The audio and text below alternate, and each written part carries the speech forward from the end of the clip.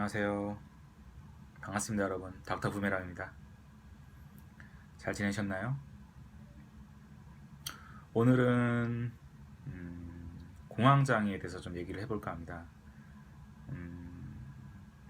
이번 주에 제가 새로 어떤 내담자분을 만났거든요. 근데 그분이 아직 고등학생이에요. 고등학생인데 남자분이고 공황장애를 호소하면서 이제 그 저희 사무실을 차려주셔서 그분하고 얘기하다가 또 요즘에 공황장애를 호소하시는 분들도 많고 또 그런 상황에서 어떻게 좀 나와야 되는지 어떻게 하면 극복할 수 있는지 이런 거를 가지고 고민하시는 분들이 많기 때문에 제가 오늘은 그 부분에 대해서 좀 얘기를 해보려고 합니다. 일단 공황장애 때문에 힘들어하시는 분들이 아마 이 영상을 보고 계실 확률이 크겠죠. 예. 굉장히 힘드시죠. 아마 하루하루가 힘들고 아마 내가 어쩌다가 이렇게 됐지? 내가 내 몸에 무슨 뭐 큰 문제가 있나? 아니면 내 무슨 정신 상태에 문제가 있나? 이런 고민도 막 드실 거예요. 그죠? 그리고 자신감도 굉장히 떨어져 있고 또 마치 그 예전에 내가 아닌 것 같고 막 뭐 회사나 학교나 어떤 기관에서 일을 하거나 또 사람들하고 관계를 맺거나 어떤 인간관계든 뭐 이성관계든 그게 예전 같지가 않으실 거예요. 왜냐면은 뭘 어딜 가려고만 하면은 전혀 뭐 예측할 수 없는 그런 상황에서 그런 말도 안 되는 그런 수준의 공포가 막 드러나니까 이게 뭐 얼마나 무서워요. 또 그런 모습을 직면하는 것 자체도 괴로운데 이거를 막 그런 모습을 막 옆에 사람한테 보여주고 싶지가 않잖아요. 그러니까 만약에 여자랑 데이트하는데 만약에 뭐 차를 운전하는데 뭐 당산철교 위를 지나가요. 근데 그 차가 막 막혀요. 그러면 이제 예전에는 전혀 문제가 없었는데 이제는 막 그 다리 위에 그 이제 천천히 가는 그 순간이 너무 괴롭죠. 이게 막 그 전혀 문제될 거 없는 거 알지만 막 몸이 이제 그렇게 반응하는 거잖아요. 막 미칠 것 같고 막 진짜 숨도 잘 안 쉬어지고 막 내리고 싶고 그죠? 차에서. 근데 이런 모습을 옆에 사람한테 절대 보이고 싶지 않잖아요. 특히 그 상대가 오늘 처음으로 뭐 소개팅으로 만난 이성분이거나 그러면 그죠? 그런 게 많아요. 그러니까 예를 들어서 뭐 엘리베이터를 타는 것도 예전에는 안 그랬는데 이제는 상상조차 못할 수도 있고 전철을 타고 가는데 그럴 수도 있어요. 그러니까 그 전철의 정거장 사이가 인터벌이 한 3분 정도 되잖아요. 3, 4분? 근데 그 순간이 괴로운 분들도 계세요. 그러니까 막 특히 비 오는 날 이럴 때. 그러니까 그럴 때 지하철 타면 막 이렇게 에어컨이 안 나올 때는 되게 답답해 좀 수증기도 많고 막 이러잖아요. 사람 많고 이럴 퇴근길 막 이럴 때. 그러니까 그 3, 4분을 못 견디는 거예요. 그러니까 막 도중에 내리죠. 집으로 가다가 내리고 막 그러니까 이게 좀 상식적으로 이해가 안 되고 본인도 그거 알아요. 예전에는 전혀 그러지 않았으니까. 근데는 이제는 그러니까 너무 좀 무섭고 싫고 막 좀 괴롭죠. 근데 이게 지금 그런 증상이 공황장애라는 거를 아시는 분도 있지만 그냥 처음에 이제 그런 경험이 생긴 지 얼마 안 되시는 분들은 이게 뭔지도 모르는 경우도 많죠. 그래서 공황장애는 아시는 분들이 많겠지만 그 증상은 대충 이제 대표적인 증상을 나열해 보면은 전혀 공포를 느낄 상황이 아닌데도 뭐 지하철이라든가 뭐 엘리베이터, 배를 바다 위에서 배를 탄다거나 비행기, 또 뭐 그 다리 위를 육교 위를 지나가거나 이럴 때 아니면 차를 타고 그 긴 뭐 인천대교나 이런 데를 지나갈 때 굉장한 공포감이 막 이제 찾아오는 거예요. 그러다 보니까 이제 현기증도 나고 뭐 토할 것 같기도 하고 제일 무서운 건 이제 가슴이 답답해지면서 호흡이 안 되는 거예요.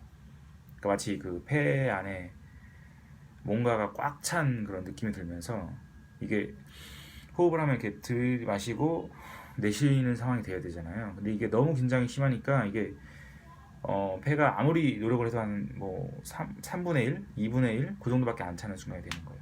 그러다 보니까는 너무 들어오니까 막 숨을 막 이렇게 막 일부러 막 의도적으로 많이 쉬니까 과호흡이 일어나죠. 산소가 너무 많이 들어와 버리는. 그러니까 이제 어지럽고. 그러다 보니까 막 현실감도 안 들고 이 상황이 비현실적인 느낌도 들고 미쳐버릴 것 같고 심할 때는 죽을 것 같고 그러기도 하죠. 어쩔 땐. 그러니까 한번 또 어떤 그런 장소에서 그걸 겪으면 그 장소는 이제 점차 안 가게 돼요. 왜냐면 또 거기 가면 또 그렇게 될까 봐. 그래서 굉장히 행동 반경이 줄어들어요. 그러니까 그 이제 그런 경험을 안 해보신 분들은 이해를 잘 이제 이해가 안 되잖아요, 사실. 왜 지하철 타는데 뭐 왜 미쳐? 막 이러죠. 근데 옆에 친구가 막 그런 걸 호소하면 이해가 안 될 거예요. 근데 그 지금 공황장애로 고생하는 친구나 어떤 가족의 그 공포감이 어느 수준이냐면 이렇게 생각하시면 돼요. 저기 팔당댐이나 소양강댐 뭐 이런데 가보셨죠? 거기에 그 댐에 물이 쫙 뺐다고 생각해보세요. 하나도 없어요. 근데 거기에 지금 그 영상을 보시는 분이 물이 하나도 없는 댐 안에 이제 딱 서 계시고 한가운데 모든 수문 딱 그때 이제 모든 수문을 다 열고 이제 그 엄청난 양의 물이 막 쏟아져 온다고 생각해 보세요. 너무 무섭죠.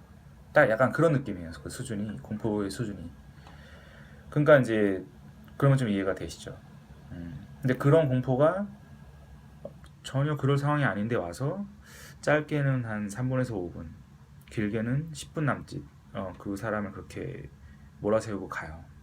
네, 10분 이상은 지속을 안 돼요. 다행히.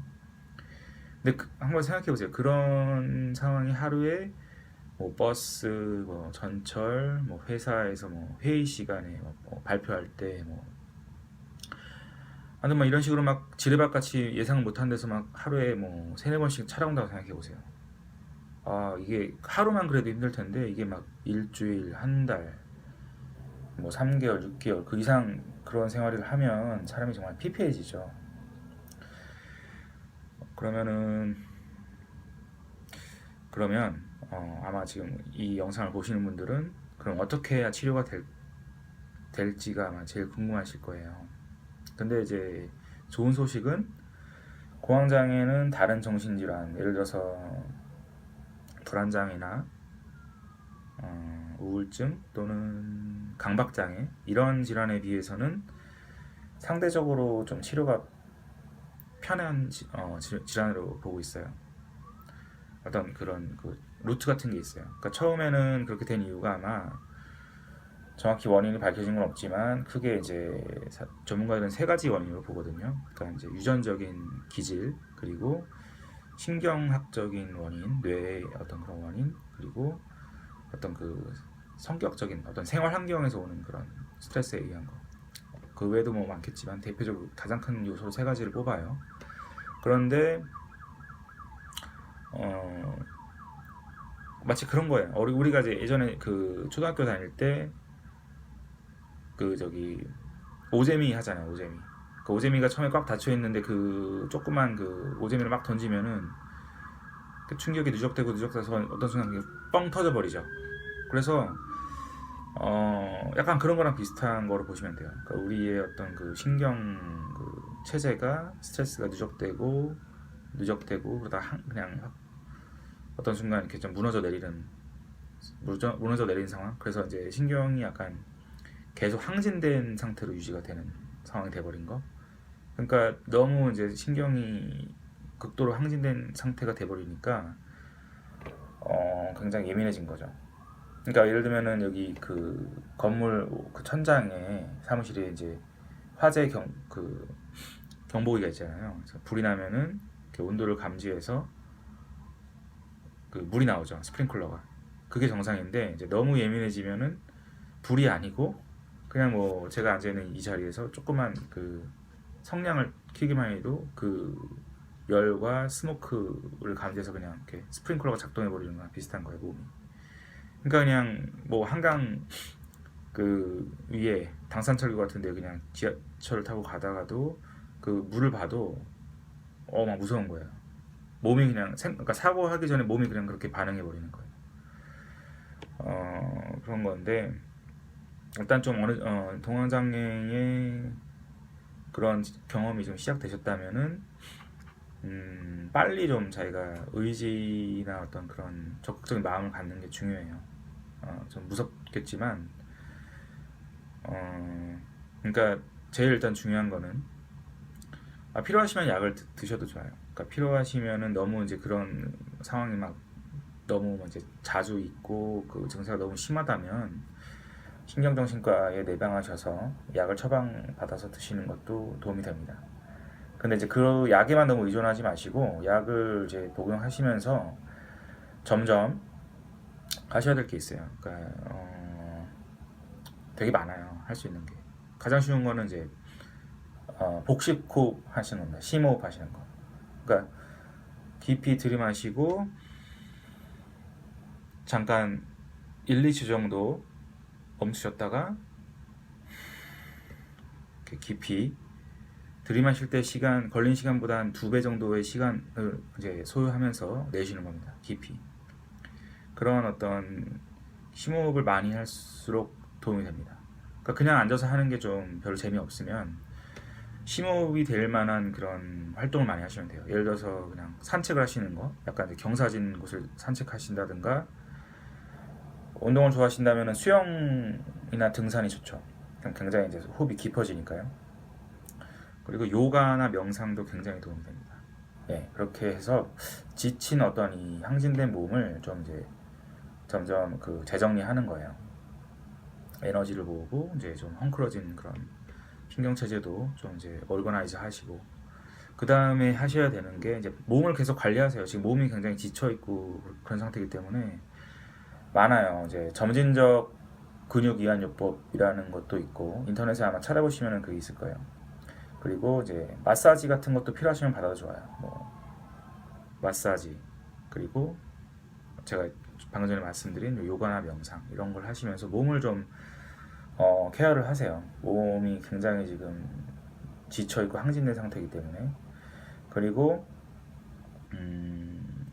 두 가지를 더 이제 중요한 걸 말씀드리면 인지행동 치료라는 게 있어요. 이건 제가 여기선 좀 말하면 좀 굉장히 오래 걸려서 제가 따로 이제 나중에 그 인지행동 치료라는 주제를 한번 그냥 좀 집중해서 다룰 시간을 한번 가져보려고 하는데, 간단히 말하면 이제 이거예요. 우리 생각을 바꾸면 우리의 몸이나 뇌의 어떤 그런 뭐랄까 지금 어떤 와이어된 거라고 하죠. 신경이 와이어된 것도 바뀔 수 있다는 거예요.